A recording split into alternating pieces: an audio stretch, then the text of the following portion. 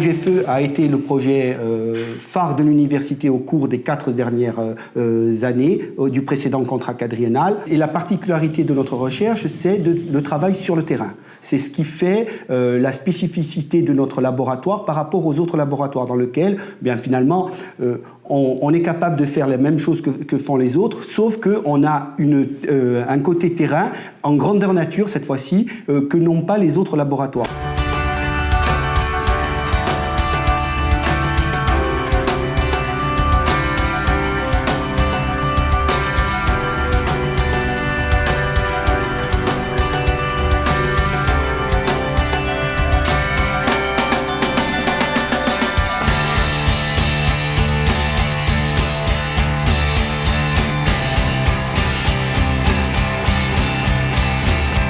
Le brûlage d'aujourd'hui est réalisé en collaboration avec le Parc naturel régional de Corse et la Fédération de chasse de Lecce qui occupe le territoire.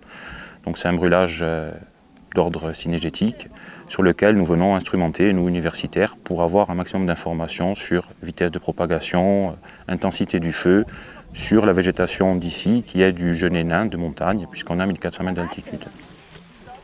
Donc après on reprend juste avant le brûlage et après le brûlage. Dans cette expérience, je réalise des prises d'images qui permettent, à partir de caméras particulières, de remonter à une forme en 3 dimensions du feu. Ceci afin de pouvoir ensuite extraire des caractéristiques de front de feu, telles que la position au cours du temps, la hauteur de flamme et l'inclinaison. Ceci a une importance ensuite pour confronter des données réelles expérimentales à des données simulées par des modèles mathématiques. Donc l'équipement que j'ai ici se compose d'ordinateurs, de caméras, de fibres optiques, d'onduleurs, de groupes électrogènes. C'est un matériel qui est assez lourd, mais qui permet d'obtenir des images de qualité et ensuite des expériences.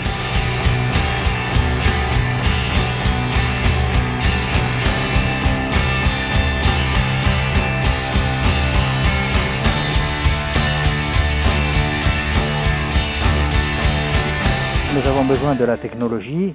Nous sommes en train de chercher un peu quelle serait la solution, la meilleure formule pour être efficace.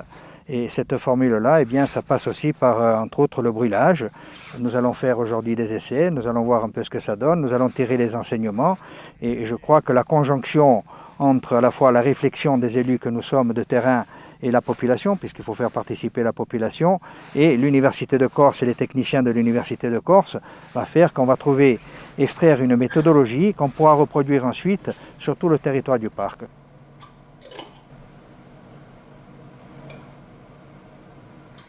Nous nous sommes investis dans différents programmes de recherche, dont un projet européen en collaboration avec la Sardaigne et la Ligurie.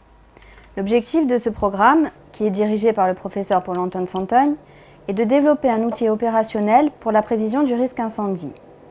Ainsi, nous nous insérons dans les problématiques de lutte, prévision et aménagement du territoire en région méditerranéenne. L'un des principaux objectifs des expériences de terrain réalisées dans le cadre du projet Proterrine consiste à faire une estimation de la puissance du feu. Parmi les paramètres qu'il est intéressant de connaître, il y a la capacité calorifique.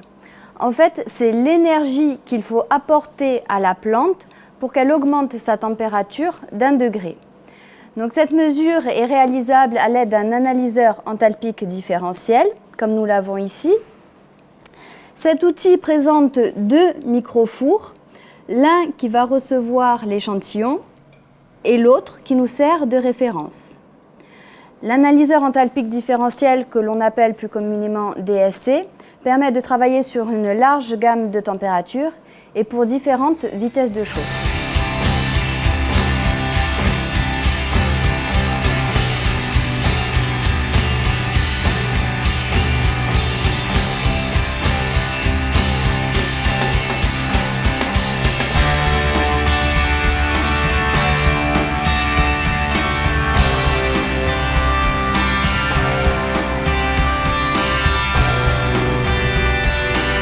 J'ai une fonction particulière qui est chef de chantier brûlage dirigé. Cette fonction est de réaliser des parcelles en brûlage, soit en entretien de pare-feu, soit dans le cadre de cette opération aujourd'hui, c'est réouverture du milieu dans un but cynégétique.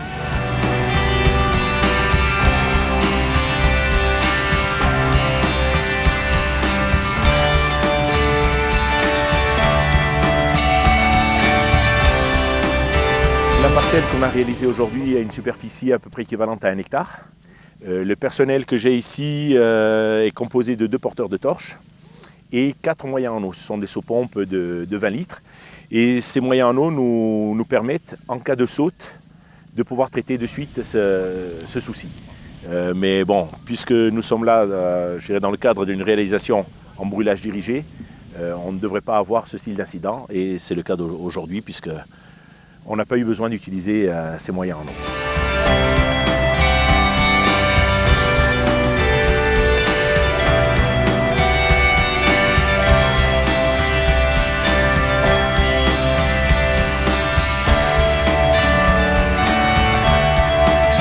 Il y a 2 objectifs principaux dans ce projet, c'est de développer des outils scientifiques de laboratoire de manière assez détaillée et le deuxième objectif, ça concerne le développement d'outils un petit peu plus appliqués, enfin même beaucoup plus appliqués, avec notamment les réalisations de brûlage sur le terrain, en collaboration avec les sapeurs forestiers qui réalisent ça en Corse, et également les autres services tels que l'ONF, les 2 SDIS.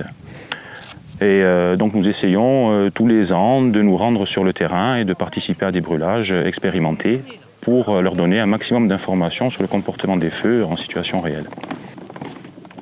On va tout enlever et après...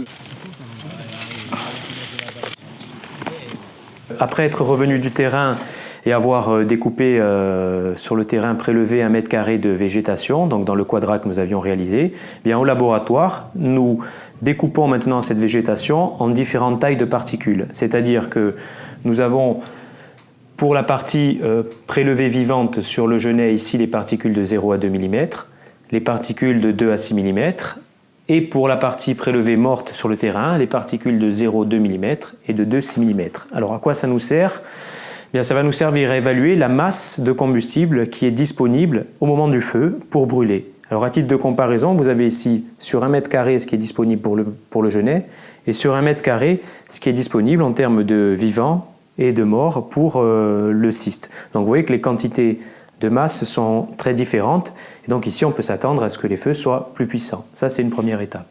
Deuxième étape, une fois que ces classifications ont été réalisées, eh bien on va prendre toutes ces particules-là et on va mesurer leurs propriétés, à la fois leur taille, leur volume, leur surface, leur masse volumique et puis leurs propriétés thermochimiques comme par exemple la puissance calorifique, la rapidité de la perte de masse et un certain nombre d'autres analyses complémentaires. Du brûleur.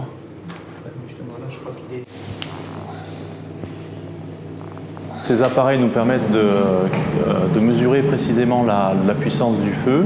Et ce qu'on essaye de faire à l'Université de Corse, c'est d'essayer de trouver des relations entre la puissance du feu qui est mesurée précisément par ces calorimètres et essayer de trouver des relations, par exemple, avec d'autres paramètres comme la longueur de flamme, qui est une quantité qui est beaucoup plus facilement mesurable sur le terrain. Le principe de la mesure, je vais vous le montrer sur le petit calorimètre. Donc on pose notre échantillon ici. Il est chauffé par un panneau radiant et les gaz de pyrolyse sont émis et ils sont ensuite enflammés.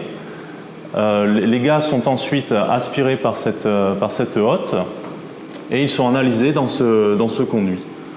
Ils sont ensuite relâchés dans le circuit d'extraction des fumées. Donc on retrouve un peu le même principe mais en plus grand sur ce calorimètre à grande échelle. Donc les gaz de la même façon sont aspirés par la hotte, ils traversent le conduit et sont analysés ici dans la section de mesure.